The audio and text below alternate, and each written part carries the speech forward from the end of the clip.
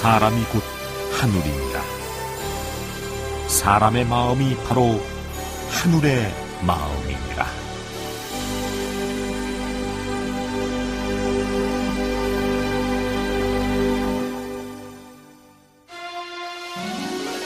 (1860년) 동학이란 이름으로 1905년 천도교로 개칭해 세계의 문을 두드린 천도교는 세상 만물이 모두 하늘을 모시고 있다는 시청주, 사람을 하늘같이 섬기자는 사인 여천, 모든 사람이 곧 하늘이란 인내천 등의 진리로 세계 문명을 다시 개벽하자는 무국대도다. 여기서 하늘은 우주 어디에나 가득 차 있으면서 우주의 모든 일을 간섭하고 이끌어가는 이치와 기운을 풍부하는 성스러운 존재로, 천도교의 하늘님은 우리 인간의 몸에 모셔져 있는 존재임과 동시에 대우주의 대정신, 대생명인 것이다. 우리 인간은 하늘님을 모시고 있기 때문에 사람을 가장 존귀한 존재라 믿고 있다. 이러한 시천주의 원리에 따라 사람이 곧 하늘이란 인내천 진리가 천도교의 기본 교리가 되리라. 이러한 천도교는 이 세상에 하늘의 덕을 펴서 인내천 서해를 구현하는 호덕천하, 고난의 허덕이는 세상 사람을 구제하는 광제창생, 나라와 백성의 안녕을 도모하는 보국 안민을 목표로 궁극적으로는 전쟁과 질병, 가난과 불안, 부자유, 불평등에서 벗어나 지상신선의 행복을 추구하는 천국을 이룩하고자 합니다. 현실적인 이상사회를 추구하는 천도교, 그 기원은 1860년 수운 대신사 최재우의 득도로부터 시작된다. 천년고도 경주에서 유학자 근암 최옥과 제가한 한씨 부인 사이에서 태어난 대신사. 서얼의 차별과 계급 차별을 철저히 느끼며 불행한 삶을 살았던 그의 마음은 착잡하기만 했는데, 그 이유는 출생신문의 이유로 문과에 응시할 수 없었기 때문이었다. 부패한 조정과 탐관 오리로 인해 도탄에 빠진 민생들, 게다가 선진열강의 침략의 마수가 뻗쳐 위기에 처해 있는 나라의 정세, 이러한 잘못된 세상을 두고 볼 수만은 없었던 대신사는 세상을 구하는 방법을 얻고자 주유팔로를 시작한다. 그러나 그의 눈에 띄는 것은 나날이 악랄해져가는 양반들의 착취와 이로 인해 고통받는 백성들의 아픔뿐. 이들을 깨우치고 세상을 바로잡을 수 있는 방법은 어디에도 없었다. 불쌍한 민초의 살 길은 어디인가. 그는 다시 여시바이꼴로 돌아가 명상을 하게 되는데, 그러던 어느 봄날, 세상을 구할 돈은 밖에서 구할 것이 아니라 안에서 구해야 할 것이니 하늘을 향한 기도만이 그 길일 것이다라는 내용의 서책을 받게 된다. 을묘년에 대신사가 여시바이꼴에서 기거를 하고 있을 때 금강산에서 왔다는 이인이 천서 즉 하늘님의 뜻이 담긴 서책을 주고 갔습니다. 그 이후로 대신사는 주유팔로를 하면서 가르침을 구하던 행각을 멈추고 하늘에 기도하는 수행 방법으로 바꾸게 되었습니다. 천도교에서는 이를 을묘천서라고 부릅니다.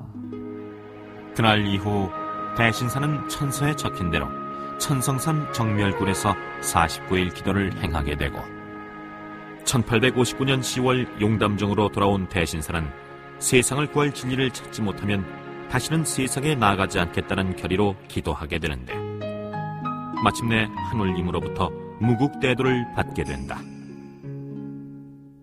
내가 공이 없어 너를 이 세상에 태어나게 하여 사람들을 가르쳐 호독천하하기 위함을 의심하지 말고 의심하지 말라. 내가 네 안에 있고 내 마음이 네 마음이니라. 나의 영구와 주문을 받아 글을 짓고 법을 바르게 하여 사람들을 가르치면 너로 하여금 장생케 하리라.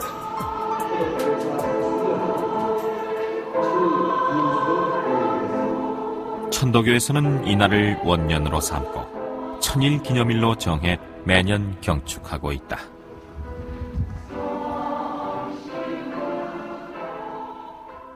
천일 기념일은 수은 대신사 최재우 선생께서 경신년, 서기로 말하면 1860년 4월 5일에 시천주의 진리를 받아 득도하시고 무국대도인 천도교를 창명한 날입니다. 시천주란 우리 인류가 모두 하느님을 모시고 있다는 뜻입니다. 따라서 인류가 하느님을 모시기 때문에 존귀한 존재라고 하였습니다. 천일기념일은 이러한 수은 대신사님의 시천주 진리를 세상에 널리 선양하기 위하여 기념하는 날입니다. 이렇게 하느님의 가르침을 얻은 대신사는 모든 사람은 하늘을 모시고 있으므로 세상의 모든 사람은 평등하니 이 세상에는 양반도 없고 천민도 없느니라는 시천주의 뜻을 세상에 설파하기에 이른다. 가장 먼저 부인 박씨에게 삼배를 드리고 두 몸종을 수양딸과 며느리로 삼아 새로운 사상을 직접 실천했다.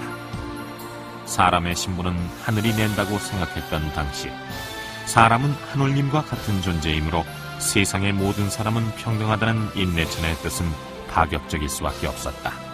그러나 신분사회의 피해자였던 양인이나 천민들에게는 큰 호응을 얻게 된다. 하지만 철저한 신분사회였던 당시 천도교의 평등사상은 기득권자를 위협하는 위험 요소일 수밖에 없었다. 이에 경상도 인근 유생들과 관청은 동학을 금지시키고 동학을 설파하는 자, 그 말을 듣는 자까지 모두 잡아들이며 그 뿌리를 근절시키려 한다. 뿐만 아니라 대신사는 좌도 난정의 죄명을 쓰고 1864년 3월 10일 대구 장대에서 참형을 당하게 된다. 그때 나이 41살이었다. 서학과 투쟁하고 이 외세가 우리나라를 침탈해서 우리나라가 이제 망해간다고 하는 그 어떤 망국의 위기를 느끼면서 외친 동학이었는데 그 죄목이 뭐냐면은 결국 서학쟁이로 몰려 죽어요. 뭐 말은 비슷하지만 결국 같은 거다. 그러고서 좌도 난정이라 그런단 말이야. 그 좌도라는 게 지금 좌익처럼, 예? 이게 좌도라는 게 정도에서 벗어났다 거야. 이 좌도가 정도를 어지럽혔다.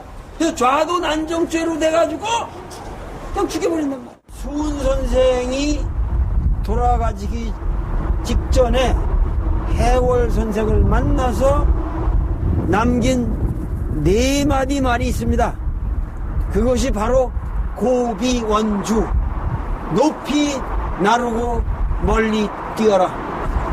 물론 이 말씀은 수은 선생이 해월 선생에게 멀리 도망가라고 한 얘기일 수도 있겠지만 사실은 수은 선생의 이 마지막 한 말씀이야말로 지금도 이 조선 팔도의 허공에서 이렇게 유령이 돼서 떠돌아다니시면서 우리 민족에게 계속 외치고 있는 말씀이 아닐까.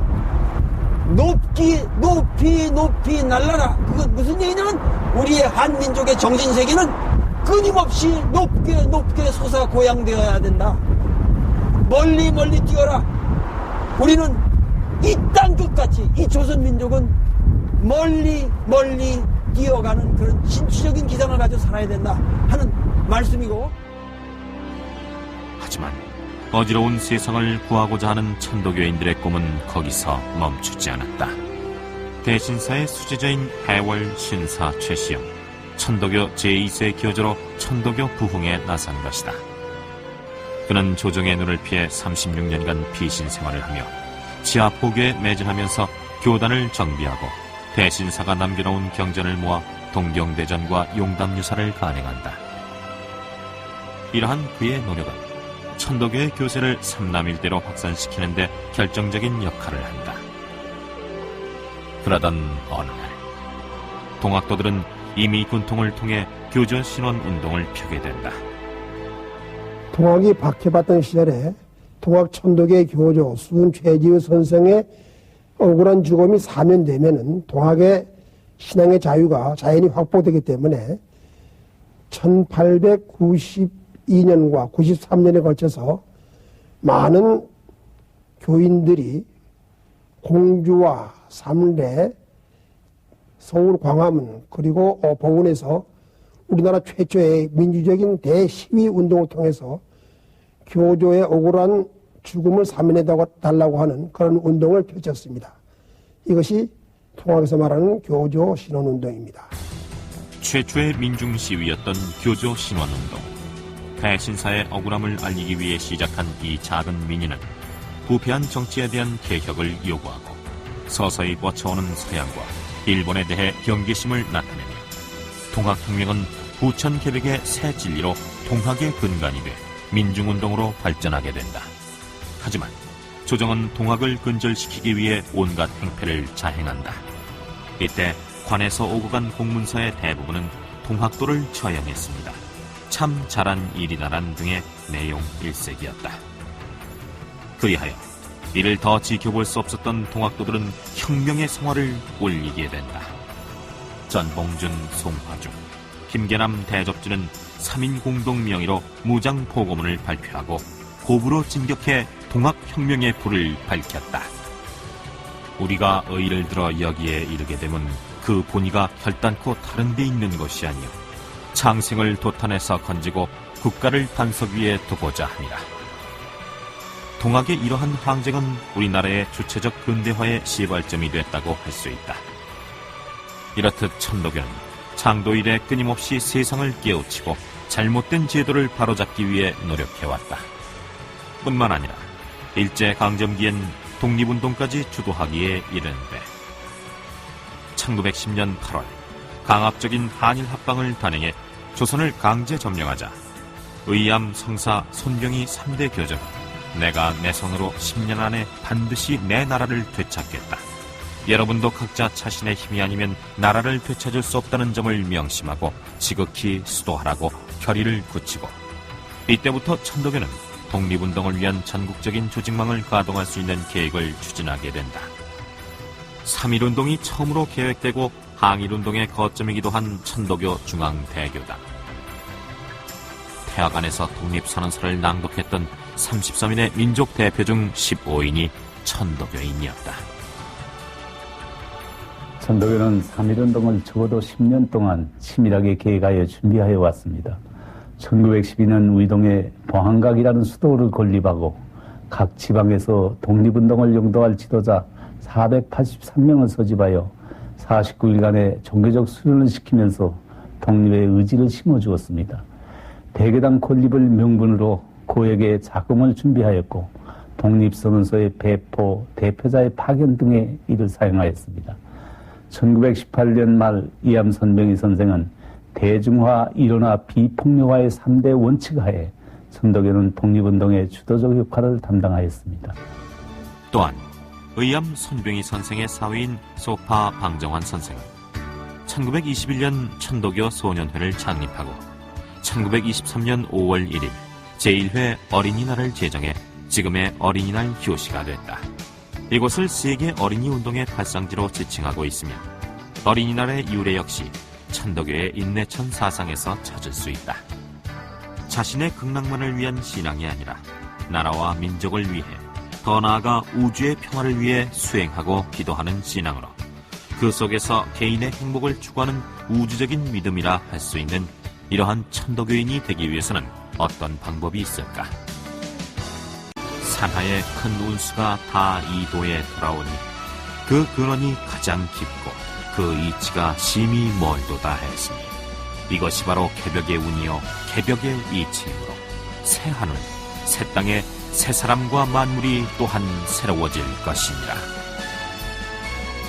창조 이래 우리 역사의 아픔을 함께 해온 우리 전통의 신앙인 천도교가 바로 탐욕과 이기심으로 팽배해 있는 우리 사회의 유일한 대안일 것이다.